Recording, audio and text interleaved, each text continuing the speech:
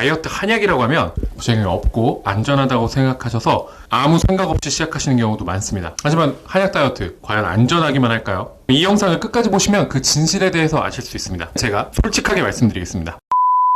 한약은 식품과는 달리 약성이 있습니다.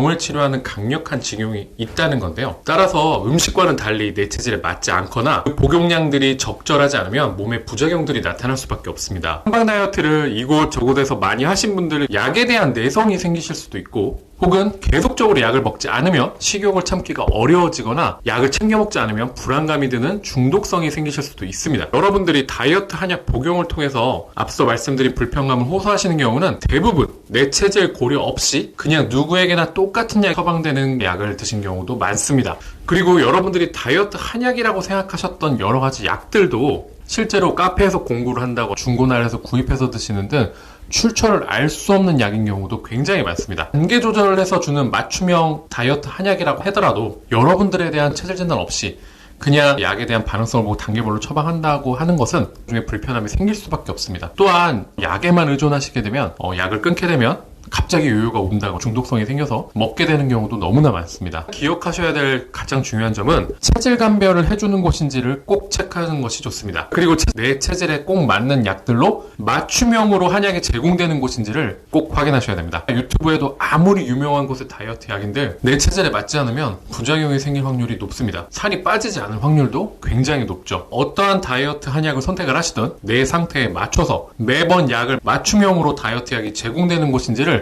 확인하셔야 됩니다. 그래야 여러분들이 믿으시는 것처럼 부작용 없는 다이어트를 한약으로 하실 수가 있는 겁니다. 양방에서 약을 오래 드시고 온 경우에도 부작용이 더 크신 경우가 많은데요. 양방 다이어트 약은 향정신성 약을 이용하여 우리의 식욕 중추에 영향을 주기 때문에 몸에 미치는 악영향이 매우 큽니다. 따라서 이러한 약을 장기간 드셨다면 약을 끊고 잠시 휴지기를 가지시는 것이 좋습니다. 바로 한방 다이어트를 하시게 되면 감량 효과가 미미하신 경우도 많고 소소한 부작용이 나타나는 경우도 정말 많기 때문에 어느 정도 휴지기를 가지시는 게 좋은데요. 이때는 3개월 정도를 쉬시는 것을 추천을 드립니다. 만약에 여유있게 휴지기를 갖기 어려우신 상황이라면 기존에 드셨던 양약의 약독을 해독하거나 몸속의 림프를 해독할 수 있는 디톡스 한약을 처방해주는 한의원을 찾으시는 것이 중요합니다. 우리 몸을 다시 건강한 상태로 리셋을 해야지만 여러분들이 원하시는 체중 감량 목표를 달성할 수 있는 다이어트 한약 효과를 충분히 보실 수 있기 때문입니다. 자, 지금까지 말씀드린 중요한 포인트가 없는 곳에서 절대 다이어트 한약을 시작하시면 안 됩니다.